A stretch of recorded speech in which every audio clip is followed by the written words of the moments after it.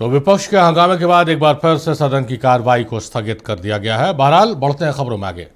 विदेश दौरे से लौटने के बाद तेजस्वी काफी सक्रिय नजर आ रहे हैं। नीट पेपर लीक प्रकरण और बिहार में हुए छात्र आंदोलन को लेकर उन्होंने सरकार के खिलाफ मोर्चा खोल दिया। वहीं आज से बांकीपुर उपचुनाव में भी प्रचार अभियान की शुरुआत कर दी है। बिहार विधानसभा में नेता प्रतिपक्ष तेजस्वी यादव ने एक बार फिर मुख्यमंत्री सम्राट चौधरी और एनडीए सरकार पर तीखा हमला बोला है। उन्होंने छात्रों पर AK-47 से फायरिंग का आरोप लगाया और दोषी अधिकारियों के खिलाफ कड़ी कार्रवाई की मांग की। मीडिया से बातचीत में उन्होंने सीधे तौर पर मुख्यमंत्री सम्राट चौधरी को चेतावनी देते हुए कहा कि अगर छात्रों के खिलाफ दर्ज मुकदमे वापस नहीं लिए गए तो पूरे बिहार में एक बड़ा आंदोलन शुरू करेंगे।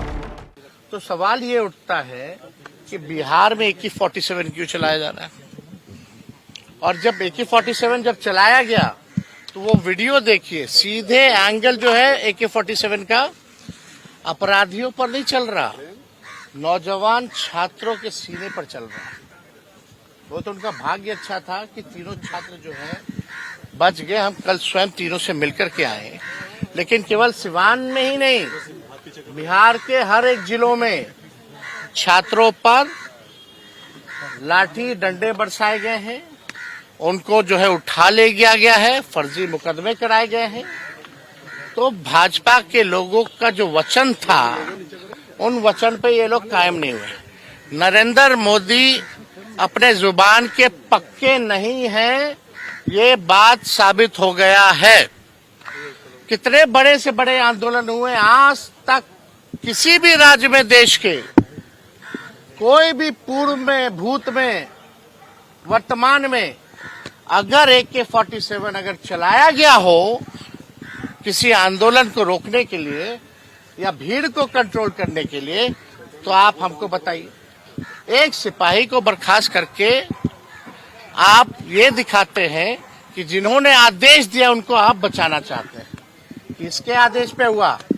क्या SP पे कार्रवाई हुई या गृह मंत्री खुद मुख्यमंत्री हैं, क्या उनका आदेश था? क्या DGP का आदेश था? हम इसके लिए न्यायिक जांच की मांग करते हैं। और सम्राट चौधरी की खुद वो आपराधिक छवि के हैं, ना नाम पे ना काम पे वोट मिला, सिलेक्टेड मुख्यमंत्री जो बड़बोले हैं, लाउड माउथ हैं, कोई काम नहीं किए, केवल गोली चलवाने का काम करते हैं। क्या उनकी जवाबदेही नहीं बनती? अगर उन छात्रों को नहीं छोड़ा जाए, अगर उन पर वो मुकदमा वापस नहीं लेती है सरकार, तो बिहार की धरती क्रांति की धरती है, बदलाव की धरती है। बड़ा आंदोलन हम लोग खड़ा करने का काम करेंगे और छात्रों को न्याय दिलाने के लिए राष्ट्रीय जनता दल, हम सब लोग मजबूती के साथ लड़ाई लड़ेंगे। और ये सरकार से निवेदन नहीं है, फिर बाद में सम्राट चौधरी और इनकी नौटंकी सरकार, ड्रामेबाज सरकार ये ना कहे कि भाई इन्होंने इंटीमेट नहीं किया। आप लोगों के माध्यम से सीधे सम्राट चौधरी को हम ये बताना चाहते हैं, बड़ी बड़ी बातें ना करें। मुख्यमंत्री के पद पे आ गए हो भाई, किसी तरह कुछ काम कर लो। कुछ काम नहीं कर सकते हो तो अपने घर चले जाओ, लेकिन निर्दोष छत्याओं की हत्या का कोशिश मत करो। बिहार की राजनीति से करीब 24 दिनों तक अनुपस्थित रहने के बाद तेजस्वी यादव अब बांकीपुर उपचुनाव की तैयारी में जुट गए हैं। आज उन्होंने RJD प्रत्याशी रेखा गुप्ता के समर्थन में रोड शो किया और अपने प्रत्याशी की जीत का दावा किया। मैसेज है सम्राट चौधरी जी, छात्रों पे गोली चलाना बंद करो, आके माफी मांगो, जाकर के 3 बच्चों को देखो जिनको AK-47 गोलियां लगी हैं, FIR मुकदमे वापस लो, रिहा करो, नहीं तो बड़ा आंदोलन होगा और तुम्हारी कुर्सी बचेगी नहीं। बांकीपुर में लालटेन जलेगा। नेता प्रतिपक्ष तेजस्वी यादव की ओर से मुख्यमंत्री सम्राट चौधरी पर की गई कड़ी टिप्पणी को लेकर सत्ता पक्ष के नेता भी भड़क उठे हैं। जेडीयू समेत एनडीए के कई नेताओं ने तेजस्वी यादव के बयान की कड़ी निंदा करते हुए उन्हें मर्यादा में रहने की नसीहत दी है। सत्ताधारी दल के नेताओं का कहना है कि अपनी लगातार राजनीतिक विफलताओं और हताशा के कारण तेजस्वी यादव अब अमर्यादित भाषा का सहारा ले रहे हैं। यही जिम्मेवारी है लोक सेवक का। विधानमंडल का सत्र चल रहा हो और पिता बीमार हो, अब बेटा यूरोप में भ्रमण में है, लोक सेवक का है, आपके लिए पारिवारिक जिम्मेवारी महत्वपूर्ण प्रथम नहीं है। आप विधानमंडल का सत्र ले रहे हैं था, आप क्यों नहीं भाग लेते हैं? पिछले सत्र में भी आपने अपमान किया, 2 दिन भाग लिए। महामहिम के अभिभाषण में के बाद विवाद में भी आप भाग नहीं लेते हैं। मॉनसून सत्र आता है तो सत्ता सत्र कभी आने वाला है आपका? वो आने वाला है कभी? तेजस्वी यादव राजनीति के ऐसे गुनाहगार हैं जो अपने दायित्व का निर्वहन नहीं करते हैं, यह गुनाह है। बिहार की बांकीपुर विधानसभा सीट पर 30 जुलाई को उपचुनाव होना है। इस सीट पर बीजेपी, जनसुराज और आरजेडी तीनों ही पार्टियों ने पूरा जोर लगा दिया है।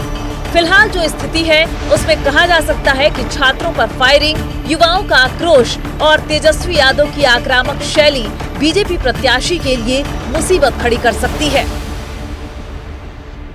हम आपको तस्वीर दिखा रहे हैं जो तेजस्वी यादव का शुरू हो गया है। तेजस्वी यादव ने कहा है कि बांकीपुर में लालटेन जलेगा। सहयोगी मुकेश के साथ मुर्गू वालों ने छत्तीसगढ़ पटना। तो बांकीपुर में रोड शो किया तेजस्वी यादव ने और दावा किया है कि बांकीपुर में लालटेन जलेगा और सम्राट चौधरी को सत्ता से उखाड़ फेंकने की बात भी उन्होंने कही है। लेकिन तेजस्वी यादव को यह समझना बेहद ज़रूरी है कि ये दोनों चीज़ों करने के लिए, लालटेन जलाने के लिए और सत्ता से बेदखल करने के लिए सम्राट चौधरी का उनका बिहार की सियासत में मौजूद रहना महत्वपूर्ण है। जब भी सदन की कार्रवाई होती है, तेजस्वी यादव नेता प्रतिपक्ष है, बावजूद इसके वो गायब नजर आते हैं। बहरहाल सीधे रुक करते हैं, मरगूब हमारे स्टेट हेड है, हमारे साथ लाइव जुड़ रहे हैं। मरगूब, चलिए देर ही सही तेजस्वी यादव वापस तो आए। छात्र पिट गए, छात्रों का आंदोलन रहा, छात्र जेल में ठूस दिए गए, लेकिन देर ही सही नेता प्रतिपक्ष की आंख खुली है। नेता प्रतिपक्ष आ गए हैं बिहार में और उसके बाद अब लंबे लंबे दावे हो रहे हैं कि वहां लालटेन जलेगा, सत्ता से उखाड़ फेंकेंगे।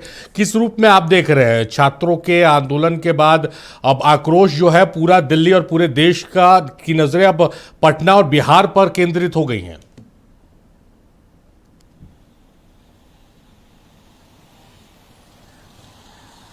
आपके सवाल का जो एक लाइन था, वो उस लाइन को आपने नीरज कुमार के जदयू के प्रवक्ता का कोट लगा दिया आपने। जैसे आपने जो शब्द का यूज किया कि तेजस्वी यादव को ये समझना होगा कि सम्राट चौधरी को गद्दी से हटाने के लिए या लालटेन जलाने के लिए कहीं न कहीं उन्हें बिहार में रहना पड़ेगा। यही कोट लाइन आज नीरज कुमार ने हमसे बातचीत में कहा। रहिएगा कब तक? ये बताइए, बिहार में रहिएगा कब तक? पटना में कब तक रहिएगा? एक सवाल।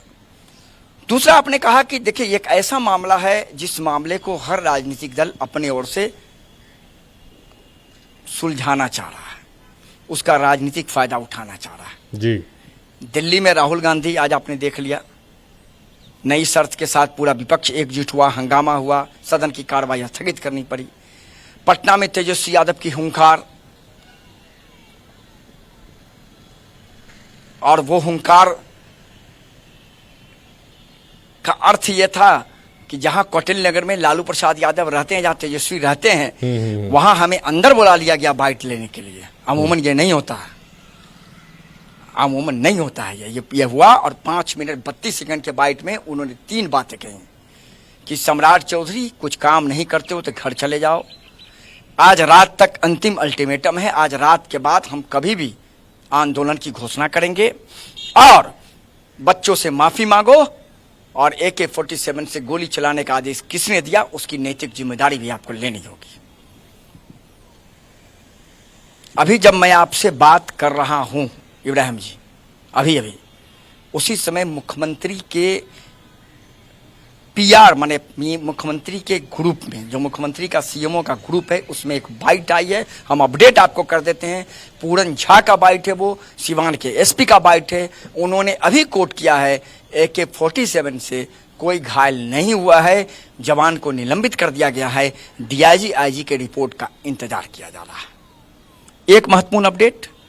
दूसरा हम आपको और ब्रेकिंग दे रहे हैं आधे रास्ते जब पुलिस मुख्यालय के पत्रकार पहुंच गए तो एडीजी लॉ एंड ऑर्डर का प्रेस कॉन्फ्रेंस कैंसिल कर दिया गया। उसके पीछे की क्या रणनीति है ये पुलिस मुख्यालय बताएगा। अब तेजस्वी यादव ये स्पष्ट इस पूरे मुद्दे को इसलिए उठा रहे हैं कि इस पूरे मामले में चूंकि वो 20 दिन नहीं थे, हंगामा हो गया, तोड़फोड़ हो गया, नहीं थे नेता प्रतिपक्ष, तो अब इस मुद्दे को ये कि इंसाफ मिलना चाहिए, नैतिक जिम्मेदारी तो। लेकिन आपने बिल्कुल सही कहा कि लालटेन जलाना है तो पटना में रहना पड़ेगा, छात्रों के साथ संघर्ष करना है तो पटना में रहना पड़ेगा। यूरोप के टावर के नीचे आप फोटो खिंचाने से आप संघर्ष नहीं कर सकते, लालटेन नहीं जला सकते। तो सवाल ये जो महत्वपूर्ण है, अभी वो उनका अभी चल रहा है रोड शो, हमने उनसे बातचीत की, कहा कि लालटेन जलेगा और सीधा स्पष्ट है चेतावनी सम्राट चौधरी को। और वही चेतावनी ऐसा कि राष्ट्रीय अध्यक्ष ने अभी अभी प्रेस कॉन्फ्रेंस करके दिया है कि जंतर मंतर से बड़ा आंदोलन के लिए सम्राट चौधरी अब तैयार रही है, हमारी अच्छा मरगूब, एक चीज आपसे ये जानना समझना चाहेंगे कि तेजस्वी यादव के चर्चा में हम ज्यादा स्पेस नहीं देंगे कि तेजस्वी यादव छात्रों के साथ खड़े नजर नहीं आ रहे और ये लाइव डिबेट में, लाइव चर्चा में मुझे कहने से कोई गुरेज नहीं है। और सवाल आपसे ये है कि कॉकरोच जनता पार्टी ने भी आज ट्वीट किया है और सम्राट चौधरी और शुभेंदु अधिकारी को टैग करके उन्होंने ट्वीट किया है कि भाई जेपी नड्डा और जितेंद्र सिंह से जो बातचीत हुई थी उसमें छात्रों पर जो मुकदमे दर्ज किए गए उसे हटाने की शर्त भी सरकार ने मानी थी, लेकिन बंगाल और सबसे ज़्यादा बिहार में, बंगाल में थोड़ा कम ही, लेकिन बिहार में सबसे ज़्यादा अरेस्टिंग छात्रों की हो रही है। तो क्या इस मामले में सरकार सेकंड थॉट दे रही है? क्योंकि अगर नहीं देगी तो जिस तरह से छात्रों का भी एटीट्यूड चल रहा है, जो छात्रों में देखने को मिल रहा है, वो जंतर मंतर उठकर पटना आने वाला है, इससे आप इनकार नहीं कर सकते मरगूब। देखिए अभी आपने कहा सेकंड थॉट देंगे, तो अभी तो एडीजी लॉ एंड ऑर्डर का प्रेस कॉन्फ्रेंस था, उसमें आ जाता सब कुछ कि सरकार क्या कर रही है, सरकार का पुलिस मुख्यालय को क्या निर्देश हुआ, लेकिन प्रेस कॉन्फ्रेंस कैंसिल हो गया। आपको दो ही लोग बता पाएगा, या तो राज्य के डीजीपी बता पाएंगे, मुख्य सचिव बता पाएंगे, या मुख्यमंत्री बता पाएंगे, या एडीजी लॉ एंड ऑर्डर बताएंगे, या होम सेक्रेटरी बताएंगे। इन 5 लोग ही बता सकते हैं। आपको इस मामले में मंत्री नहीं बताएंगे, एमएलए नहीं बताएंगे, एमपी नहीं बताएंगे, उप मुख्यमंत्री नहीं बता सकते हैं, आप लिख लीजिए। तो सरकार इस पूरे मामले पर, मैंने सुबह कहा था दीपक से, हमको मेरे पास जो इंटरनली जानकारी, वो जानकारी यह है कि सरकार केंद्र सरकार के उस गाइडलाइन का इंतजार कर रही है। अगर केंद्र सरकार का कोई गाइडलाइन इस पूरे मामले में आता है, जो सीजेपी के साथ कह सकते हैं कि समझौता हुआ, अगर सरकार कोई गाइडलाइन निकालती है तो उस गाइडलाइन का हो सकता है सरकार इंतजार कर रही हो।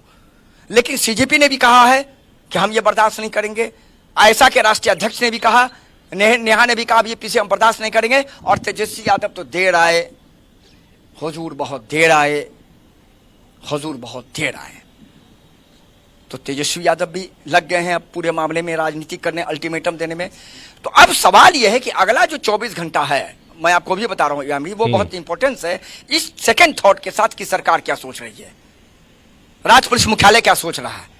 क्या कोई वर्गीकरण होगा कि जो छात्र हैं उनकी पहचान करके उन पर से केस हटा लिए जाएंगे, जो छात्र नहीं है उन पर नहीं हटाए जाएंगे? वर्गीकरण तो यही हो सकता है। चूंकि नीट के छात्रों का आंदोलन जरूर था, लेकिन उसमें सभी लोग थे, उसमें एमबीए के भी छात्र थे, इंजीनियरिंग के भी छात्र थे, जो आईआईटी की तैयारी कर रहे हैं वो भी छात्र थे, सिविल सर्विस की तैयारी वो भी छात्र थे। उनका कहना था यह सामूहिक है कि हर परीक्षा में रिजल्ट, क्वेश्चन लीक नहीं होना चाहिए किसी भी परीक्षा में। तो अब वर्गीकरण करना पड़ेगा अगर सरकार सोचती है, सेकंड थॉट देती है। तो जो मेरे पास जानकारी है कि केंद्र सरकार के गाइडलाइन का सरकार इंतजार कर रही है कि अगर वैसा गाइडलाइन केंद्र सरकार से आता है। चलिए मरगूब, तेजस्वी यादव के लिए आपने जो कहा उसको एक लाइन आगे बढ़ाते हुए मैं कह देता हूं कि भाई बड़ी देर कर दी मेहरबा आते आते। और दूसरे जो गाइडलाइन का आप जिक्र कर रहे हैं, जो कॉकरोच जनता पार्टी के साथ करार हुआ है, जिस पर सहमति बनी है जेपी नड्डा और जितेंद्र सिंह की, उसमें ये पॉइंट मेंशन्ड है कि एनडीए लेड एनी गवर्नमेंट, देश में किसी भी राज्य में जहां पर एनडीए की गवर्नमेंट चल रही है, वहां पर बच्चों पर जो केस हुआ है, छात्रों पर, उसे वापस लेना पड़ेगा। और ये सम्राट चौधरी और सम्राट चौधरी की सरकार बहुत अच्छे से जान रहे हैं। बहरहाल इंतजार कीजिए मरगूब कि किस और सियासत का ऊँट जो है वो बैठता है, किस करवट बैठता है। इंतजार कीजिए। बहुत शुक्रिया आपका तमाम बातचीत, तमाम जानकारियों के लिए मरगूब।